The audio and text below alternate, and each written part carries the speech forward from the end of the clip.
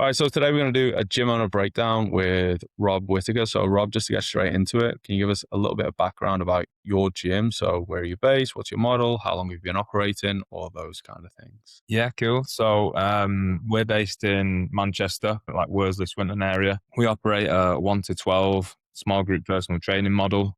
So we've been open now, coming up to 5 years actually. Yeah, it'll be 5 years in May, which is flown by. Yeah. All right, mate. So, where was the business at like when we first spoke? Probably getting on for 4 years ago now, I'd say, if I'm remembering correctly.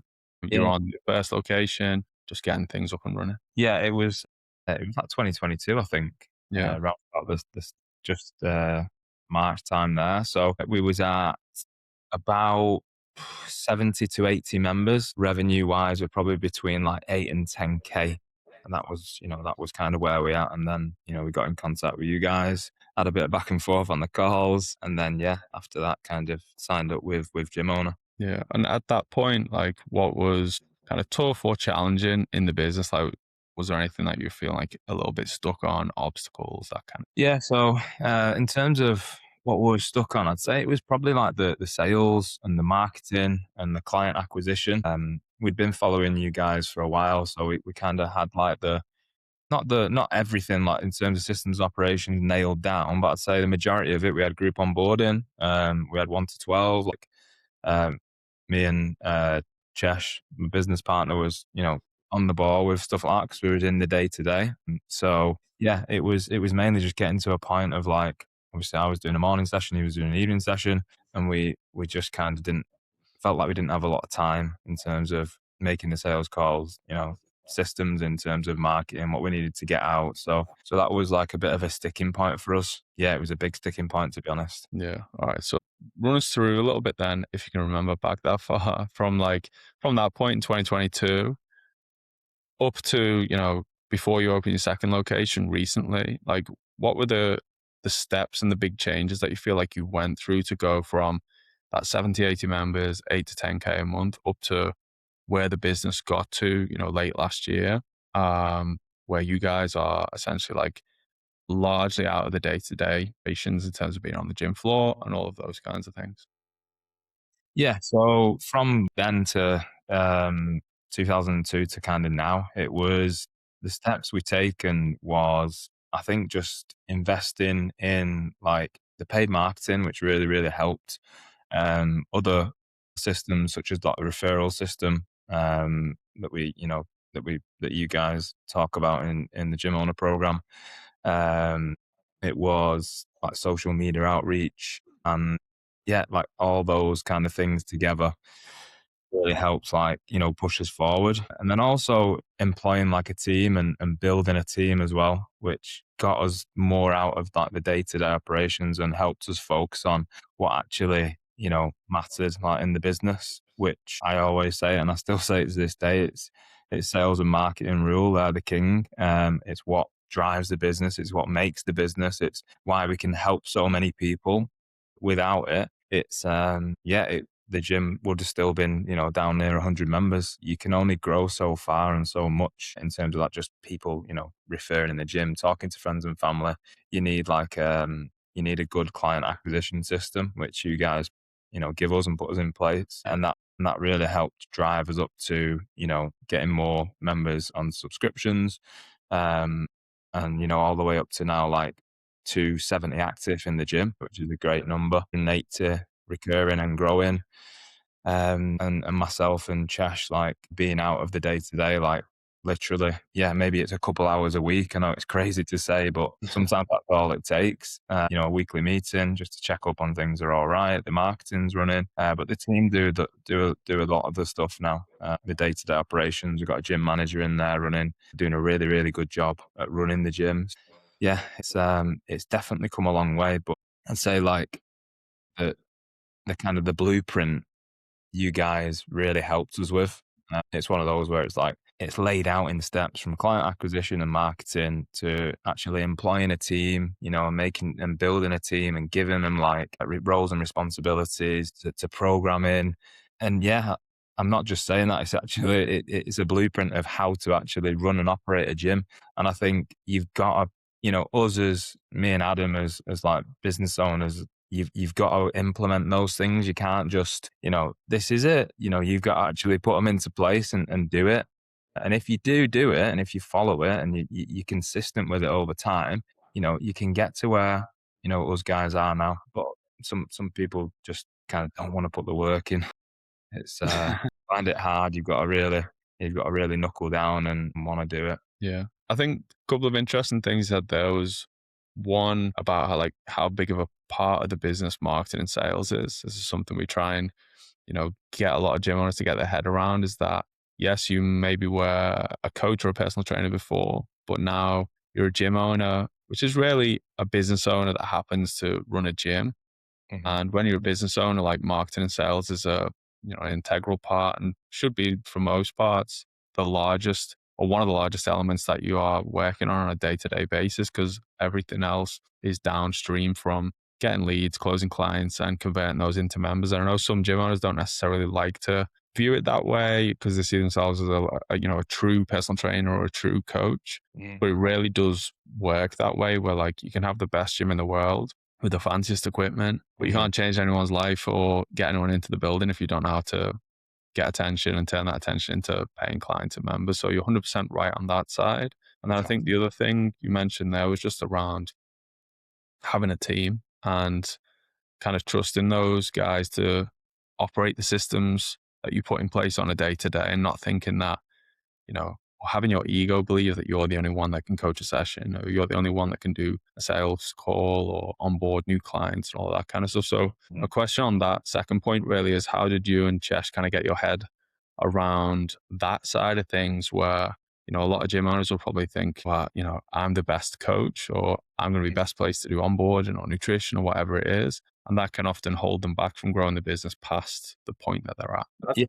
In terms of like growing the team, I think it's letting the kind of let them take the reins, but obviously you give them like support and structure, and letting them kind of not run with it, but okay, this is what we want, this is what we expect, these are the standards, these are the values, this is the ethos, and then that kind of instills in them, and then they take it and run with it. Sometimes, I mean, we've been really lucky in terms of we've had great team members and people who've been with us and on our side. And I think like building the team around like the values of the gym and what you expect, like it rubs off on them. So then almost the members, they don't kind of miss us because they've still got that instilled in the team. So yeah, and it can be quite nerve wracking. I get it, because you're the person who's in there, and it's like the members are going to be upset and they're going to leave, and but you need to take your ego out of it sometimes and think there is better coaches. And when you watch people in sessions and the way they interact, it's like when you see them having like,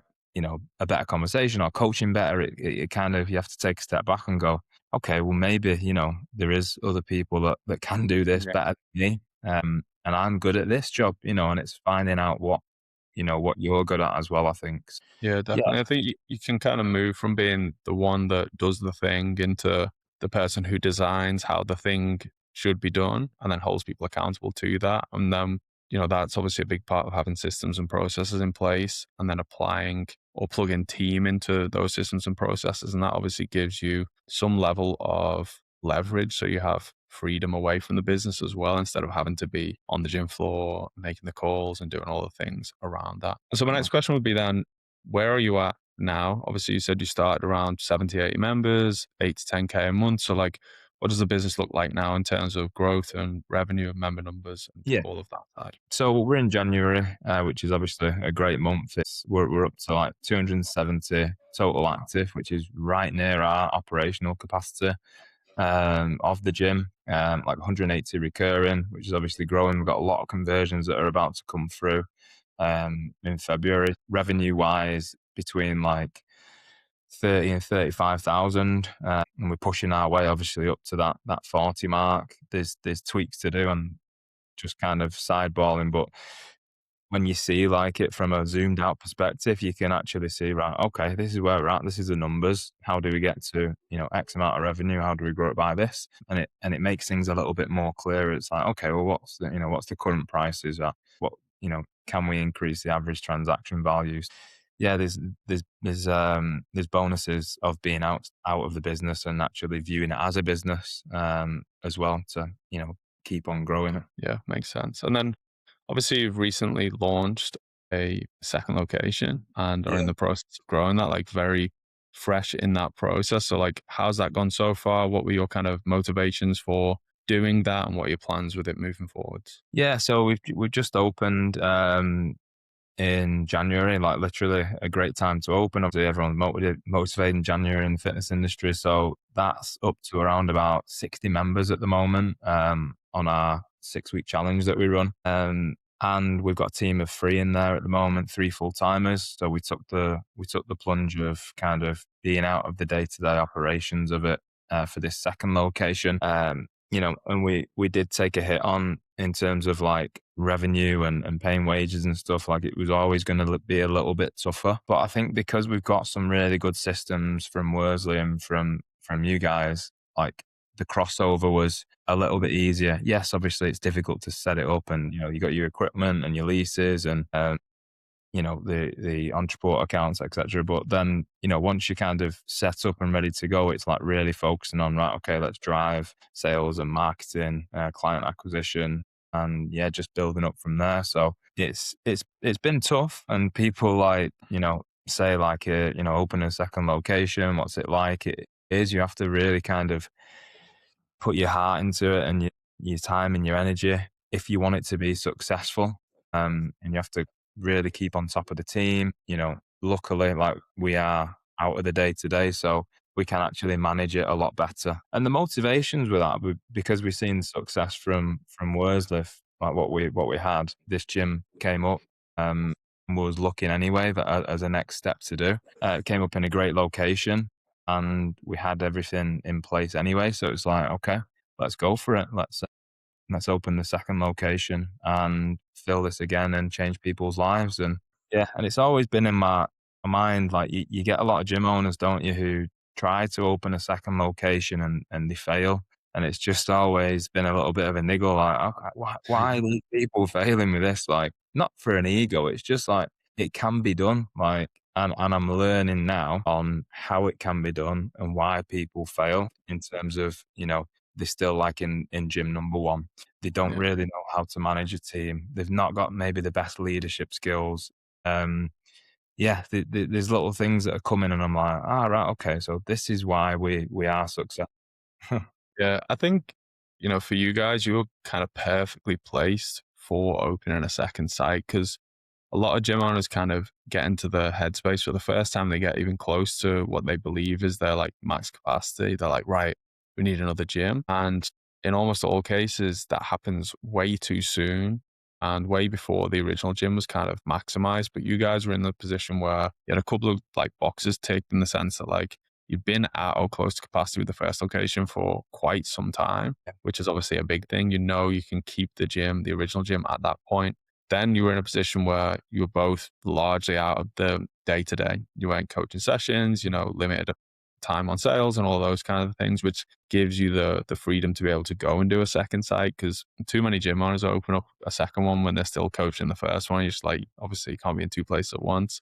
It's not, Yeah. it's not going to work for very long, if at all. But then also, I think you're both like the right kind of people to do that. Like very astute, hardworking businessmen who will put the graft in, and paired with that have repeatable systems that you can kind of copy and paste over to the new location. Because again, I think a mistake a lot of gym owners make when they go for a second site is the first gym runs largely out of their brain and like their manual labor. And then when they go to try and do that across two sites and, kind of delegate stuff to people and it's not done particularly well, there's no processes in place for this and that. And then second location opens, the first one suffers or, the second one really doesn't get off the ground. So I think you guys have kind of ticked all those boxes, which is why I think, early days, but I think you're going to really succeed with that massively moving forwards. Yeah, definitely. My next question is, from we've worked together for coming up to 4 years now. So what would you say are your like top 2 to 3 like biggest results or benefits that you've had working with us and the relationship that we've had?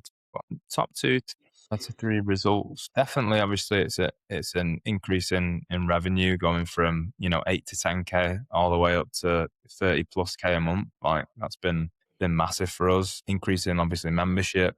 And I think like just implementing, like giving systems and then not putting your own swing on it, but saying this is kind of our view of it and it's how it's done. And it's like taking that and, actually implement it into the business and then kind of molding it as your own. For example, the team developments that we do with the staff and the team members and the way you kind of onboard like team members, that was massive. Like, onboarding systems in terms of like doing the onboarding process would have been, I think, a bit messy, if we'd have kind of just made it up ourselves. So that was great. The actual sales and marketing and how to actually sell and market conversions. I mean, the list can go on with you guys. I think it's just, I think every piece that you implement, like the blueprint to actually run a profitable gym, there's just golden nuggets in everything that you've got in all the modules. So you've got to take them, you've got to implement them, and you've got to just do them consistently well and keep doing it and keep doing it and keep doing it. And then it pays off. I think when you look at it, people can do, maybe they can run a gym and they can manage a gym and they can put these systems in place themselves. But if they've not got like the right systems or they're doing the wrong things, then if they keep doing that, they're still never going to get the results. Whereas it's like with you guys in the relationship we built, it was, this is kind of the right way to do it. So when you're putting them in, you keep doing them consistently, the right way keeps paying off and paying off. Does that make sense? Yeah, it definitely does, mate. Definitely does. Yeah, because you can be like, okay, this is the sales process that we're going to do, or this is like the client acquisition process, and we're going to put £10, a day on Facebook ads, for example, and we're going to sell it as a, you know, this trial, and you can keep doing that and keep doing that and keep doing that, but you're not going to get the results. Where it's like, why don't you just try this? This is the way to do it, and then keep doing that, and then obviously you get there a lot faster, than guessing. You're guessing sometimes, aren't you? Yeah, 100%. I think, you know, I've said to other people, like, we've always tried to give you guys, playbooks and tools and systems and things that we've kind of proven to work, not just at my own gym, but at, multiple other gyms that we've worked with over the years as well. So it gives you like some confidence in that this is a system that we can install for, for sales, for marketing, for, team development, hiring, onboarding, whatever it is. And it's something that is battle tested, for want of a better term. Yeah, yeah. And you can plug it in. A lot of the creases have been ironed out, and it's just going to work. Largely from the off.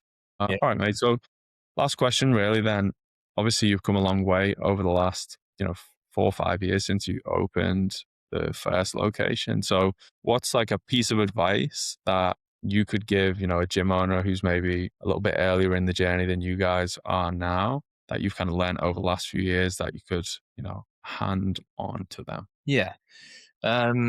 So I'd definitely say keep it simple. I think everything should be kept simple. I don't think we should try and overcomplicate things. In terms of like the training, the programming, how what kind of products you offer. Like, I know some people do like yogas and stuff like that. It's like just stick to something that you know really, really well and do it really well. So keep it simple. I made another note as well. It's like it's your business, like not the clients, not the team members. So, you do what you feels right and stick by it and if you've got a feeling in your gut that something needs to change, then you can change it.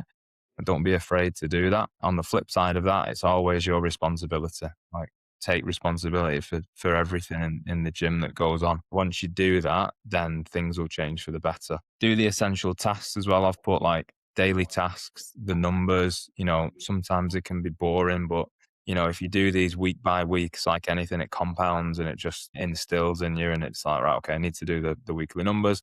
And you just can kind of keep on, on tabs on the business and you know where everything's up to. So do those, really well. And then last one is the things that I think to focus on the most is customer service, marketing, and sales. And I think those are kind of top three. Customer service can be quite broad, but if you concentrate on those top three, your business is going to grow. So making sure the customer service experience is exceptional and keep pushing that and don't ever let it drop, and keep obviously marketing and keep marketing to the right people. Keep selling and keep converting so you can, technically make more profit and you can help more people. It's one of those, isn't it, where people look at it like, oh, it's just for, the business is about money. But the thing is, it is about obviously your profits, but it's about helping people as well. And you can't help people if you don't have anyone in there.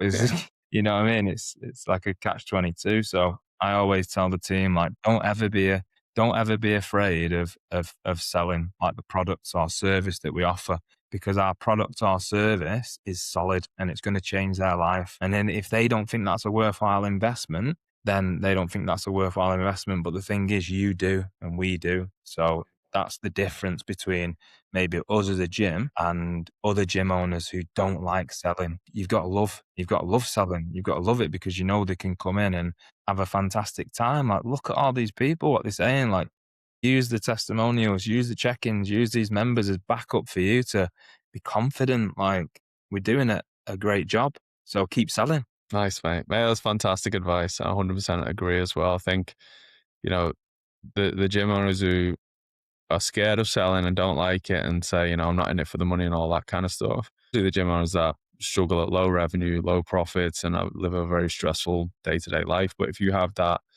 that deep belief in the service and that you're changing people's lives, and the business has to operate successfully financially, both for you personally as the owner, but for it to be able to continue doing that, for you to have great facilities and great coaches and be able to support the clients and ultimately like achieve the overall mission of the business and what you set out to do in the first place. So, and that's perfect advice. You selling is a huge part of that. And I always say it's the first step in the coaching process. Like, if you can't convince someone to get started and make a decision that is good for them overall, then how can you then coach them to change their life? Because you're not getting them in the building, kind of thing. So, Exactly. mate, that's spot on. I appreciate you coming on. I obviously been super impressed of all the progress you've made so far over the last 4 years, and glad to have played a small part in that. I look forward to continue doing so in the future. Played a big part in it, mate. Cheers, man. Sweet.